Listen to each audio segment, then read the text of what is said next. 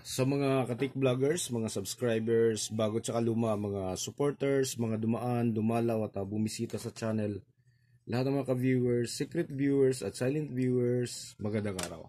So, meron tayong isi-share ngayon, merong sumingit dito na ito, panibagong brudo na naman uli. Ito yung patok ngayon na mga binebenta at pinapautang, Ayan, so ang halaga nito ngayon pag pinapautang umaabot ng 7,000 pesos. Okay, so napakamahal. So ang presyo nito siguro nasa mga 3,000 lang. Papakita ko sa inyo kung ano yung laman nito sa loob. So simple lang naman yung ginawa natin dito.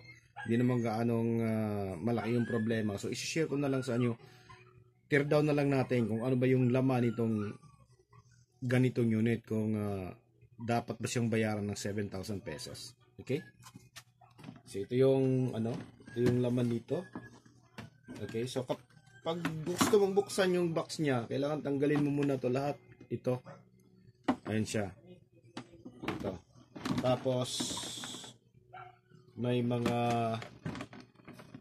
screw to dito, dalawa. Ayan. Okay. Ayan siya. Tatanggalin mo to. Tapos ito dito sa likod. Ayan.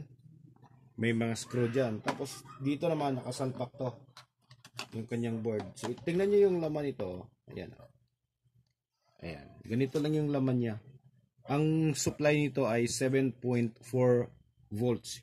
Yung battery, yung nakatap dito. Pero yung kanyang input ganun pa rin. 5 volts pa rin. Naka type C siya. Ayan. Tapos yung speaker,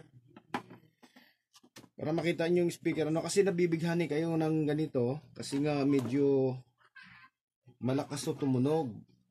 Medyo malakas ng konti. Pero para sa akin, napakamahal pa rin para sa 7,000 kung bibilhin nyo yung mga ganito. Okay? Ito yung kanyang full range speaker. 3 ohms, 30 watts. Tapos naka 15 ohms na tweeter. Ayan. piezo tweeter. Ayan, yan lang siya, puro plastic, walang foam sa loob, walang speaker foam. Yan. Medyo malaki nga lang yung boses niya dahil medyo malaki yung speaker, tapos yung kanyang sukat ng box medyo makapal ng konti. At medyo swak dito sa sukat ng speaker. Ayan. Ayan. Tapos yung kanyang chips. Ayan siya. Hindi ko makikita yung numero, hindi ko alam kung class F or class D ba yung ginagamit na chips nito. Ayan. Ayan, ganun lang siya.